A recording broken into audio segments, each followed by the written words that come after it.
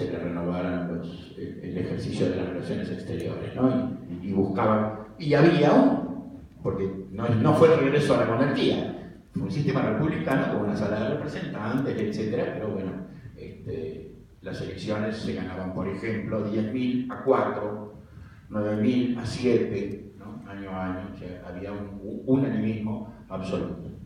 Las autocracias, entonces, los caudillos, son, de algún modo, en la concepción de Sarmiento, una continuidad del poder de los cabildos en la época colonial. Y bueno, esta es bastante divertida, porque fíjense cómo discute Sarmiento que se presenta la democracia. Estamos hablando todavía con él en Chile, ¿eh? Estamos hablando de la época en que escribe el Facundo, 43, 44, 45. Esto es del año 41. Aquí el sainete y la farsa que se desenlaza a dicharachos, insultos, capotazos y uno que otro araño. Si por casualidad vencen en las elecciones, que parece imposible que alguna vez triunfaron hombres de pretensiones y aspiración tan heterogénea y complicada en los intereses personales, porque allí solo entra la patria para su negocio y como objeto de especulación. Sigamos. Luego, el teatro representa salón ministerial bien confortable, una rotunda en que están los padres conscriptos elegidos libremente por la voluntad de las bayonetas y la coacción, la que se llama sala o congreso. Un cuartel de policía con todos los menesteres para espiar, seducir y después triturar, y un andar frailes en él, clérigos, damas honestísimas, fashionables, el término que usan, muy a la moda, militares de largos servicios con hartas heridas, comerciantes honradísimos, con muchas otras gentes de la realidad inquisitorial política. Hay cárceles, torturas y toda clase de resortes opresivos. Y por último, un salonazo perfectamente adornado de la justicia, que mejor fuera titularle cloaca inmunda de corrupción hedionda, y en que se ven hombres de toga, alias magistrados, imparciales y rectos del grande supremo poder judicial. He ahí el teatro, con bastidores, casa y actores. Pueden no simpatizarles, pero qué escritor, ¿no? O sea, por algo se lo considera el fundador de la novelística americana, ¿no? Bien. Estamos con el tema entonces de gobiernos fuertes. Fíjense ustedes que frente a la anarquía o a los permanentes guerras civiles o estados de conflicto aparecía el reclamo de gobiernos fuertes. Y fíjense lo que plantea Sarmiento como dinámica de un gobierno fuerte. Lo hemos visto tiempo después nosotros también, ¿no? Que la sociedad reclame gobiernos fuertes. Bien. Energía, dice, grita en vigor y proclama la necesidad de gobiernos fuertes. En ello conviniéramos de plano, estaríamos de acuerdo. Y sin ninguna dificultad, si por administraciones robustas entendiéramos instituciones, leyes, hábitos y, en una palabra, combinaciones políticas o una máquina de resortes fuertes y movimientos sólidos. Desgraciadamente no es así, o es todo lo contrario, practicándose el despotismo en la teoría sustituida por gobiernos fuertes, que en vez de producir los resultados de la tranquilidad, anarquizan, y en vez de impulsar las mejoras sociales, las retardan, destruyendo el germen del bien por la inmoralidad que disemina la corrupción. Dinámica de los gobiernos fuertes. Y seguimos con los gobiernos fuertes. Discurriendo anatómicamente, vemos lo que llámase gobiernos fuertes y expliquemos lo que son en sus realidades, para que ni nos engañen ni nos opriman a nombre de la salud pública, de la tranquilidad y de ese orden no menos invocado por los retrógrados o pseudopatriotas que la libertad, progreso y civilización por los falsos liberales. O sea, quienes invocan el gobierno fuerte y quienes invocan, los falsos liberales que llenan su boca con él. Fíjense cómo Sarmiento plantea una doble crítica, ¿no es cierto? No solo digamos, a los que estarían en el bando de los autocráticos, promonárquicos, etc., sino también a los liberales de palabra. Pero claro, como bien lo sabía, y sobre esto vamos a volver varias veces, los gobiernos pagan a la prensa. Voy a leer desde abajo nomás la parte que está en negritas. Sin necesidad de averiguar lo que el gobierno paga a los editores del Progreso, de lo cual no participamos nosotros. Él le escribe desde otro diario. La Gaceta procede de otro modo. Empieza desde los ministros y derramando desde allí la corrupción y el servilismo a mano llena sobre todo lo que está a su alcance, cámaras, prensa, opinión pública y oposición, solo ella se reserva el patriotismo y las buenas y santas intenciones. Criticaba a la prensa de partido. Tengan en cuenta que en aquella época la prensa no es lo que hoy conocemos como los diarios. Los diarios que conocemos son diarios del siglo XX. Durante el siglo XIX los diarios eran voceros de partidos políticos. O sea, por eso La Nación se llamó una tribuna de opinión. Porque es de opinión, eran diarios de opinión. Pero una cosa es que sean de opinión y otra cosa es que sean corruptos, o sea, que estén pagos, que escriban al servicio de la ley. Bueno, y como antes hablamos de la inmigración, estamos con el tema de inmigración, ¿no es cierto?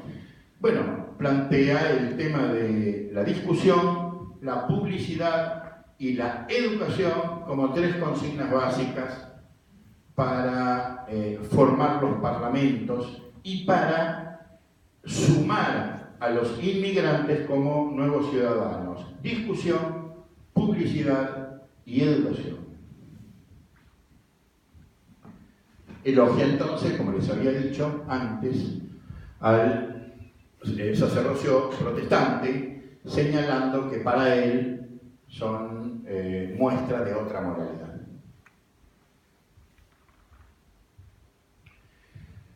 Volvemos a Guizot, que obviamente no le caía nada simpático a Sarmiento. Ven ahí, por el pie de la cita, como señala la ruina, los impuestos crecientes, la corrupción electoral y la empleocracia. Empieza a utilizar también un nuevo término que es el de tomar empleados para definir elecciones. Utilizar, acá fue muy usado algunas décadas después por algunos partidos, ese concepto. Bien. Y así como hace referencias a la República Francesa, en el marco de una especie de monarquía, una monarquía parlamentaria, de pronto habla de la corrupción en los mataderos. Sarmiento miraba toda la realidad. Y entonces señala cómo, fíjense lo que dice abajo, la desidia de los magistrados es criminal, porque la forma en que se carneaba en lugares sin ningún concepto de salud pública implicaba problemas de higiene, problemas de salud para la población, corrupción en los alimentos.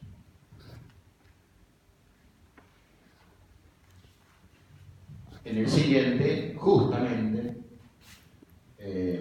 plantea la necesidad, así como antes vimos, porque les recuerdo que estamos hablando de naciones que están naciendo, así como antes vimos, a la delincuencia, cárceles y cárceles que reeduquen. Acá sencillamente lo que plantea para Santiago es que se abra un matadero público y que el Estado controle el carneo que haya un control eficiente. La elección de un matadero público traería esta otra consecuencia favorable, que purgaría la profesión de abastecedores de los muchos que la deshonran con su conducta y sus rapacerías.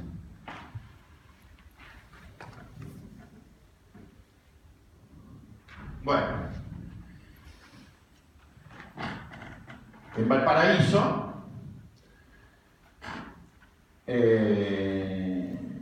negaba lo que sería el Consejo Deliberante, negaba la autorización para hacer un teatro.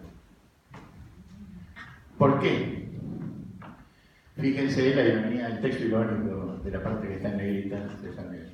Un teatro, una casa de corrupción destinada a los placeres mundanos, incentivo de las pasiones y de la concupiscencia, atizada por el brillo de las luces, las melodías de la música y todo género diverso de fascinaciones inventadas por el enemigo común para la perdición de las almas.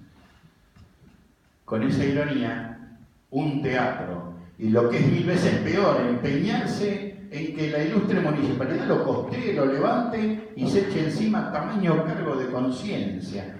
O sea, el teatro como un lugar de perdición. ¿Creerá uno solo de los que lean este comunicado que razones como estas han sido opuestas por algunos municipales, o sea, concejales, cuando se ha tratado de examinar las propuestas del señor Alexandri para construir un teatro en la capital? O sea, cuando en Santiago se planteó hacer el teatro, se utilizaban los argumentos que se habían utilizado poco antes en Valparaíso para no hacerlo. Bueno, y tema de los temas.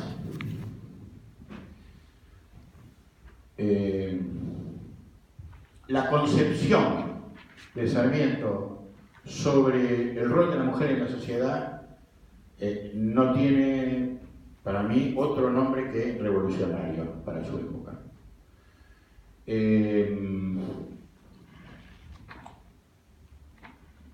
Sarmiento decía, creo que empieza esta no es la que empieza así. No importa, volvamos.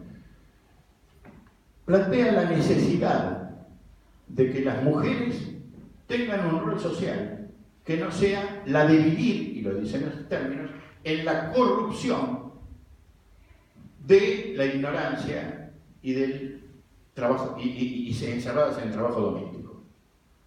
Y entonces plantea,